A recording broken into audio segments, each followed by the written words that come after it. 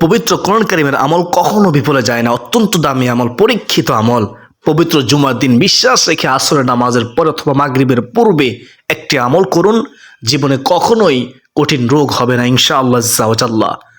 আপনার কঠিন মারাত্মক রোগ থাকলে আল্লাহ রাব্বুল আলামিন আপনাকে সাহায্য করবেন, আপনার কঠিন রোগ দূর হবে ইনশাআল্লাহ।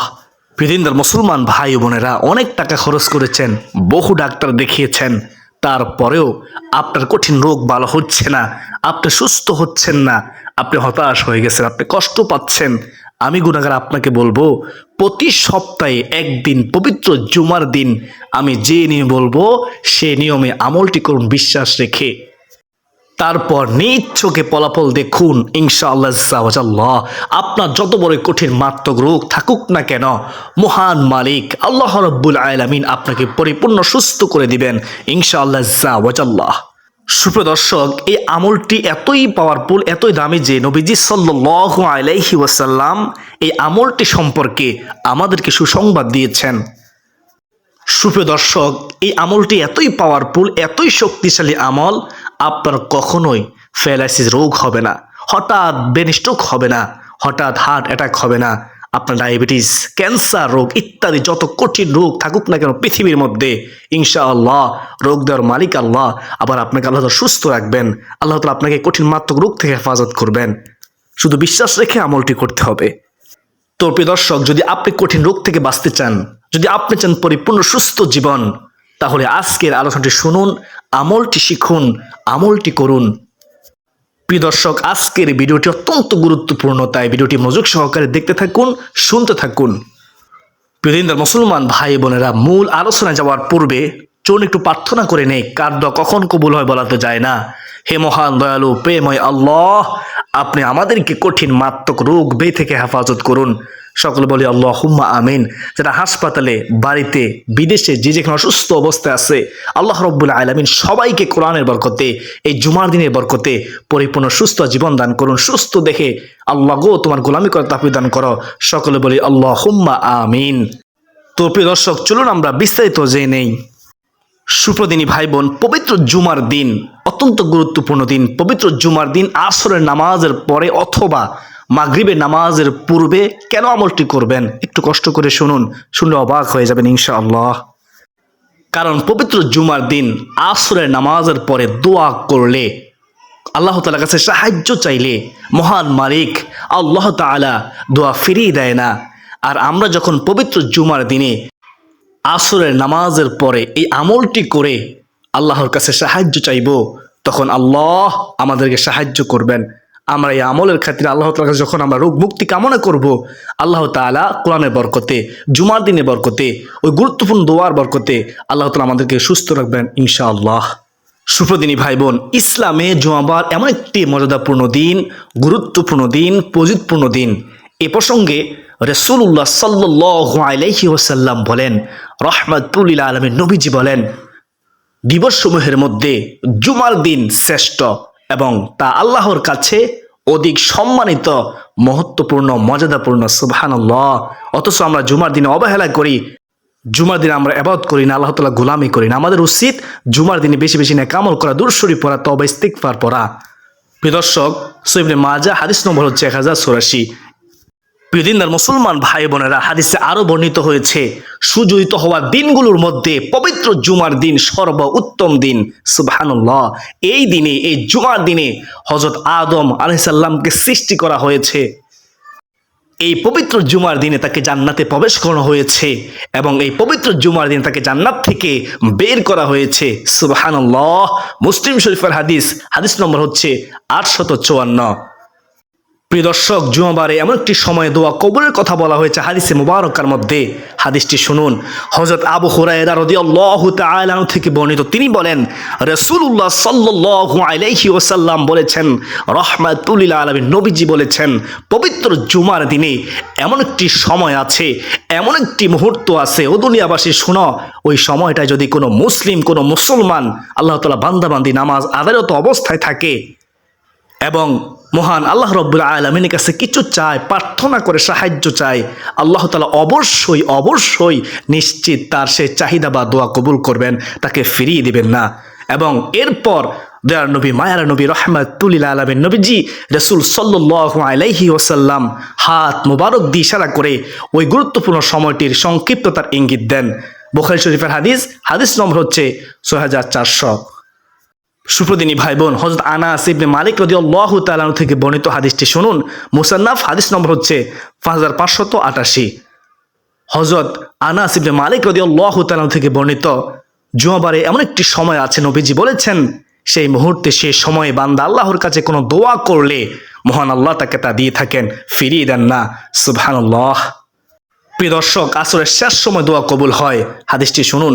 জাবির ইবনে আব্দুল্লাহ রাদিয়াল্লাহু তাআলা থেকে বর্ণিত হাদিসে রাসূলুল্লাহ সাল্লাল্লাহু আলাইহি ওয়াসাল্লাম বলেন, পবিত্র জুমার দিনে 12 ঘন্টার মধ্যে এমন একটি মুহূর্ত রয়েছে, এমন একটি সময় রয়েছে, ও আমার উম্মত ও দুনিয়াবাসী শুনো, যদি কোনো মুসলিম, যদি কোনো মুসলমান এই সময়ে মহান আল্লাহর কাছে কিছু প্রার্থনা করে, দোয়া করে, সাহায্য চায়, তাহলে মহান ও সর্বশক্তিমান আল্লাহ তাকে তা দান করেন।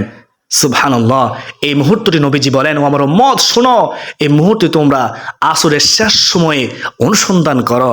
দলিল আবু দাউদ শরীফ, হাদিস নম্বর হচ্ছে 1048।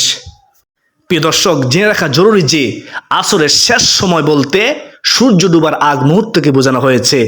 আব্দুল্লাহ ইবনে সালাম রাদিয়াল্লাহু তাআলা আনহু থেকে বর্ণনা করেন, শুক্রবারে পবিত্র জুমার দিনে আসরের পর থেকে সূর্যাস্ত পর্যন্ত দোয়া কবুল হয়। আর কেবল আপনারা বুঝবেন, একটু বোঝার চেষ্টা করুন।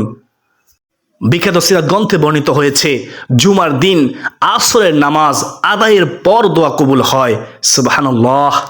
প্রিয় দর্শক, ইমাম আহমদ রহমতুল্লাহি আলাইহি আসরের পর বিশেষভাবে দোয়া কবুল হওয়ার কথা বলেছেন। বিখ্যাত হাদিসের গ্রন্থ তিরমিজি শরীফের 2য় খণ্ডের 360 নং পৃষ্ঠায় তার সবিশেষ কথাটি উল্লেখ আছে। পৃথিবীর মুসলমান ভাই বোনেরা, আমি সংক্ষেপে বলেছি, আশা করি সকলে বুঝতে পেরেছেন। আলহামদুলিল্লাহ। কেন পবিত্র জুমার দিন আসরের পর আমলটি করবেন অথবা মাগরিবের পূর্বে আমলটি করবেন? পৃথিবীর মুসলমান ভাই বোনেরা, আমলটির নিয়ম বলার আগে একটু কষ্ট করে শুনুন মনোযোগ দিয়ে। আপনি কালো জিরার মধ্যে কেন সূরা ফাতিহা পড়ে আপনি ফু দিবেন, তারপর 7 দিন খাবেন? এর কারণ কি? দয়ার নবী মায়ার নবী রহমাতুল আলামিন নবীজি কি বলেছেন, কি সুসংবাদ দিয়েছেন? আমার বিশ্বাস যারা শুনবে তারা আর কখনোই শয়তান ধোঁকায় পড়বে না, কালো জিরা খাওয়াতে থাকবে না ইনশাআল্লাহ। পৃথিবীর মুসলমান ভাই বোনেরা, আমরা নবীকে ভালোবাসি, আর আমার নবী দয়ার নবী কালো জিরা সব সময় খেতেন। কালো জিরা খাওয়া আমার নবীজির আদর্শ সুন্নত। একদিক দিয়ে আমরা সুন্নত আদায় করবো, আর অন্যদিক দিয়ে আল্লাহ তাআলা আমাদেরকে সুস্থ রাখবেন কালো জিরা বরকতে। সুবহানাল্লাহ।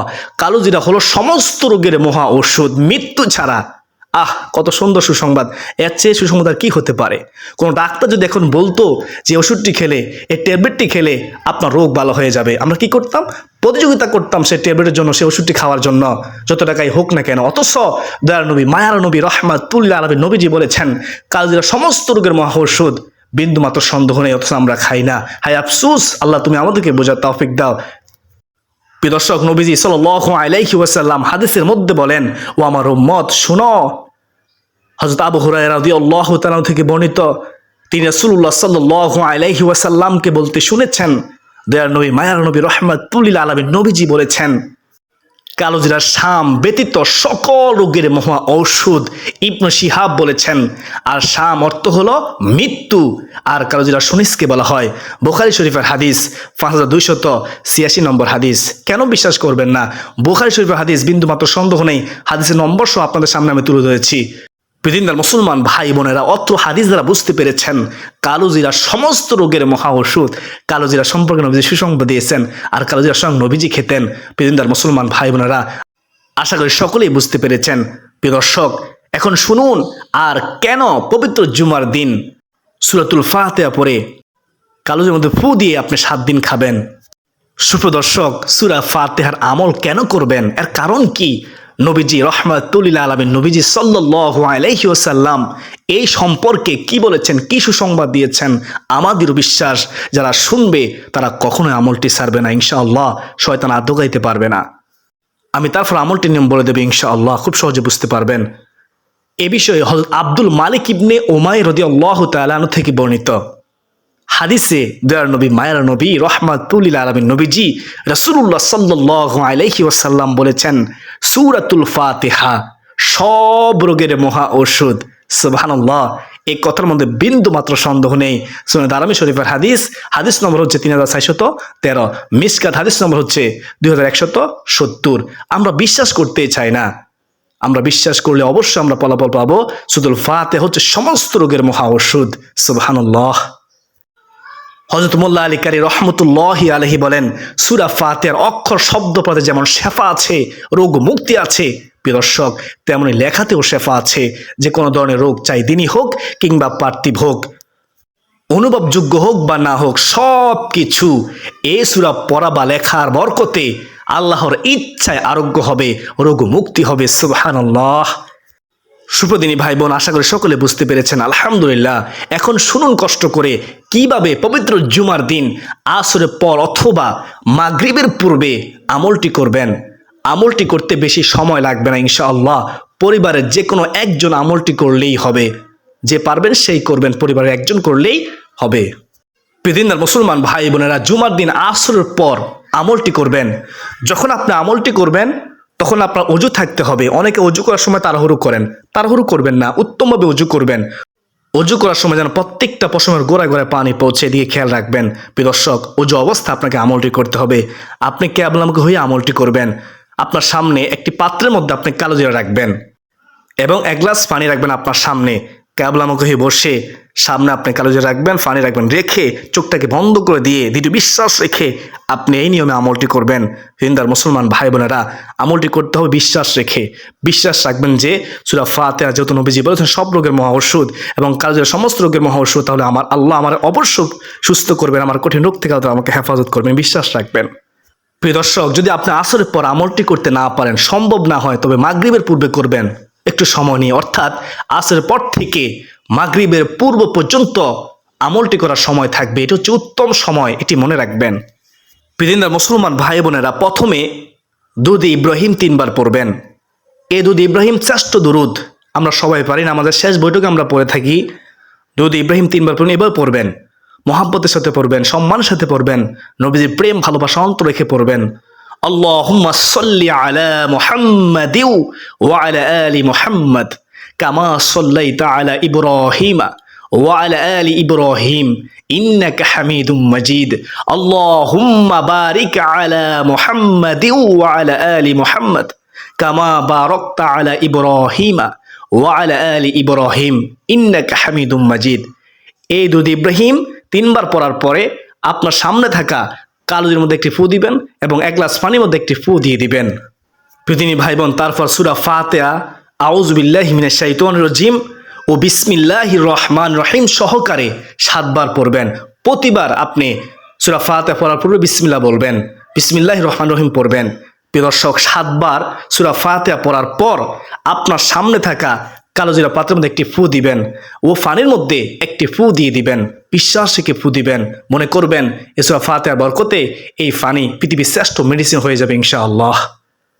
প্রিয় দর্শক, আমি একবার সূরা ফাতিহা পড়তেছি, মনোযোগ সহকারে শুনুন। ইনশাআল্লাহ আমার আপনার আমলনামায় প্রতি হরফে 10 নেকি আল্লাহ তাআলা দিবেন ইনশাআল্লাহ। আউযু বিল্লাহি মিনাশ শাইতানির রাজিম। বিসমিল্লাহির রহমানির রহিম। আলহামদুলিল্লাহি রাব্বিল আলামিন আর রহমানির রহিম মালিকি ইয়াউমিদ্দিন ইয়্যাকা না'বুদু ওয়া ইয়্যাকা নাস্তাঈন ইহদিনাস সিরাতাল মুস্তাকিম সিরাতাল্লাযীনা আন'আমতা আলাইহিম গায়রিল মাগদুবি আলাইহিম ওয়ালাদ-দাল্লিন। আমিন। প্রিয়দিনদার মুসলমান ভাই বোনেরা, সূরা ফাতিহা 7 বার পড়ার পর আবারও শেষে দুরূদ ইব্রাহিম 3 বার পড়বেন। দুরূদ ইব্রাহিম 3 বার পড়ার পর তারপর আবারও কালো জিরা ও পানির মধ্যে একটি করে ফু দিবেন। প্রিয় দর্শক, সর্বশেষ আমলটি করার শেষে 100 বার আস্তাগফিরুল্লাহ আস্তাগফিরুল্লাহ আস্তাগফিরুল্লাহ পড়ে চোখের পানি ছেড়ে দিয়ে বিশ্বাস রেখে কিন রেখে আপনি মুনাত করবেন। অনেকে মুনাত করার সময় তাড়াহুড়ো করেন, অমনোযোগী মুনাত করেন, এদিক সেদিক তাকান, হাতের মটকা ফুটান। সাবধান, এরকমটা করবেন না। হাদিসের মধ্যে হুঁশিয়ারি রয়েছে। রাসূলুল্লাহ সাল্লাল্লাহু আলাইহি ওয়াসাল্লাম বলেছেন, কোনো উম্মত যখন অমনোযোগী মুনাত করে আদবের সাথে মদত করে না, আল্লাহ তাআলা দোয়া কবুল করে না, মদত কবুল করে না। তাই আমরা মনোযোগ সহকারে বিশ্বাস রেখে একদিন রেখে আদবের সাথে মদত করবো ইনশাআল্লাহ। তাহলে আল্লাহ তাআলা আমাদের দোয়া কবুল করবেন, আল্লাহ তাআলা আমাদের মনে আশা পূর্ণ করবেন, আমাদের দুঃখ কষ্ট ফেসে হতাশা দূর করে দিবেন যদি আমরা চাওয়ার মতো চাইতে পারি। আল্লাহ তাআলা আমাদেরকে রোগ দেয় এবং আল্লাহ তাআলা আমাদেরকে সুস্থ করবেন। আমরা আল্লাহ তাআলার কাছে সাহায্য চাইবো। আমরা বলবো, হে মালিক আল্লাহ, এই কোরআনের বরকতে, এই দুরূদ শরীফের বরকতে, এই পবিত্র জুমার দিনের বরকতে, কামলে ওয়া নবীজির উসিলায় যারা অসুস্থ হাসপাতালে কষ্ট পাচ্ছে, শিশু থেকে মুরব্বী পর্যন্ত, আল্লাহ যারা বিদেশে অসুস্থ অবস্থায় কষ্ট পাচ্ছে, যারা দেশে অসুস্থ অবস্থায় কষ্ট পাচ্ছে, হে মালিক আল্লাহ, সবাইকে পরিপূর্ণ সুস্থ জীবন দান করো। আল্লাহ সবাইকে সুস্থ দেখে তোমার গোলামি করার তৌফিক দান করো। আমরা নিজের জন্য দোয়া করব, এইভাবে সকলের জন্য আল্লাহ তাআলার কাছে আমরা দোয়া করব। তখন আল্লাহ তাআলা খুশি হবে, আর আমাদের পক্ষ থেকে ফেরেশতারা আমাদের জন্য দোয়া করবে, আমার রোগ মুক্তির জন্য আল্লাহ তাআলার কাছে কামনা করবে। যদি আমরা কার জন্য দোয়া করি, তা আমরা দোয়া করবো সকলের জন্য ইনশাআল্লাহ। আমরা যদি এবার চাইতে পারি, অবশ্যই আল্লাহ তাআলা আমাকে, আপনাকে, আমাদের সবাইকে সুস্থ রাখবেন। পৃথিবীর মুসলমান ভাই বোনেরা, এখন আপনারা প্রশ্ন করতে পারেন, আমলটি কতদিন করব, কখন করব? প্রত্যেক দিন, প্রত্যেক জুমার দিন করতে হবে? শুনুন, আমলটি প্রতি জুমার দিন একবার করবেন। জুমার দিন আসলে আপনি একবার আমলটি করবেন। তারপর সেই কালো জিরা ও পানি সামনের জুমা পর্যন্ত 7 দিন সকাল সন্ধ্যা কালো জিরা খাবেন ও পানি পান করবেন। কালো জিরা কতটুকু খাবেন? 1 চিমটি পরিমাণ বিসমিল্লাহ বলে খাবেন। তারপর প্রিয় দর্শক, 3 ডোক পানি বিসমিল্লাহ বলে সুন্নত তরিকে পান করবেন। এভাবে সকাল সন্ধ্যায় আপনি 7 দিন পর্যন্ত কালো জিরা খাবেন এবং পানি পান করবেন সুন্নত তরিকায়। পানি পান করার সময় বিসমিল্লাহ বলবেন, কালো জিরা খাওয়ার সময় বিসমিল্লাহ বলবেন এবং শেষে আলহামদুলিল্লাহ বলবেন। আল্লাহ তাআলার কাছে সাহায্য চাইবেন, সবসময় রোগ মুক্তি কামনা করবেন। ইনশাআল্লাহ আল্লাহ তাআলা আমাদেরকে সুস্থ রাখবেন। প্রিয় দিনদার মুসলমান ভাই বোনেরা, আমি মনে করি যেহেতু আজকের এই ভিডিওটা অত্যন্ত গুরুত্বপূর্ণ ছিল, তাই ভিডিওটি শেয়ার করে দিবেন যেন সবাই জানতে পারে, শিখতে পারে, আমলটি করতে পারে। ইনশাআল্লাহ আল্লাহ খুশি হবে, রাসূল খুশি হবে, অসংখ্য মানুষ কঠিন রোগ থেকে বাঁচতে পারবে। কঠিন রোগ হলে আল্লাহ তাআলা সুস্থ করে দেবেন ইনশাআল্লাহ, যদি আমরা সঠিকভাবে আমলটি করে আমরা কাজ এবং পানি পান করতে পারি।